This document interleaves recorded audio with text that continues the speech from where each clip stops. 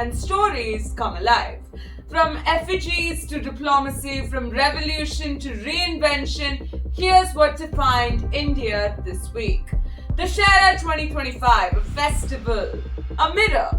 From Kota to Kolkata, from Delhi to Coimbatore, this week India burned effigies, beat drums and worshipped victory. In Kota, Rajasthan, a 221.5-foot Ravan towered into history, the tallest ever built. In the east, Kolkata bid farewell to Durga in a spectacular immersion, music, prayer, emotion.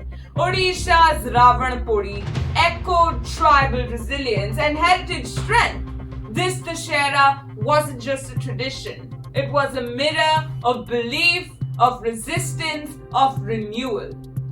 Cricket, diplomacy and drama. India won the 2025 Asia Cup, defeating Pakistan in a last over thriller. But the headlines weren't just about the victory.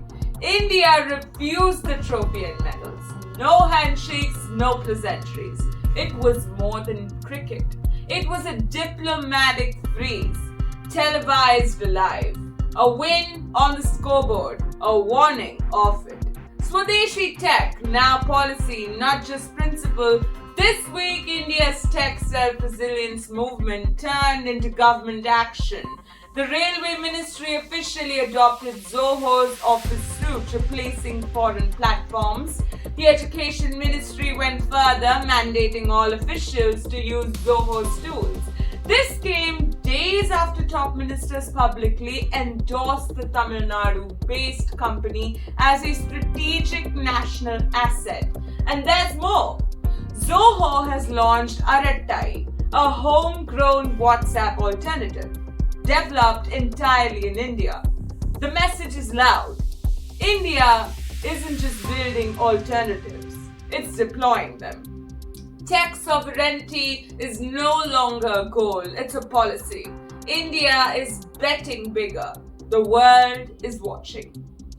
Can trade outrun legacy? Keir Starmer, UK's new Prime Minister, will visit India on October 8 to 9 following the landmark free trade agreement signed in July. The visit is more than symbolic. It aims to convert signed deals into real-world projects.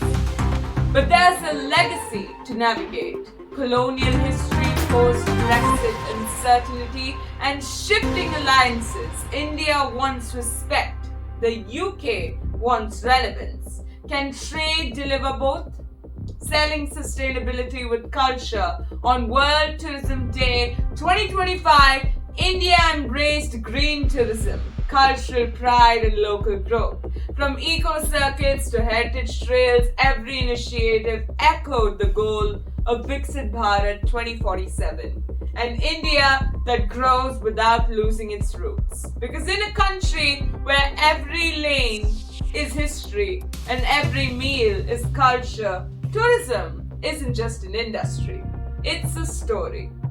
The bullet train is coming, but you'll have to wait. India's long-awaited Mumbai-Ahmedabad bullet train has a new timeline.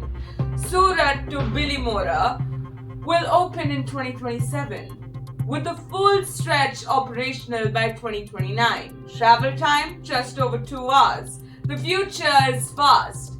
But like all Indian infrastructure, it runs on ambition and patience.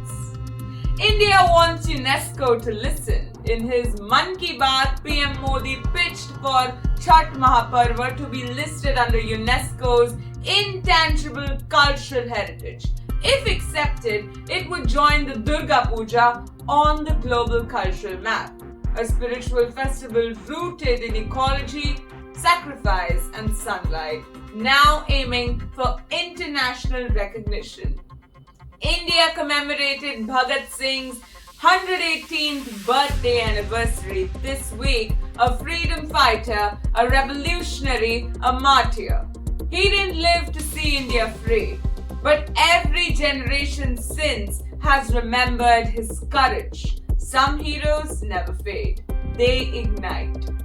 A coin for Bharat Mata. RSS turns 100 to mark 100 years of RSS. PM Modi unveiled a 100 rupees coin and a commemorative stamp. It features Bharat Mata hand raised in blessings as Swayam Sevaks bow below. A moment of symbolism, ideology, and legacy, engraved in metal, sealed in history. From cultural pride to policy shifts, from cricket fields to digital frontiers, India this week showed us who it was and who it's becoming. I'm Laura Nikant. This is Bharat This Week. Until next time, stay informed, stay rooted, and Jai Hind.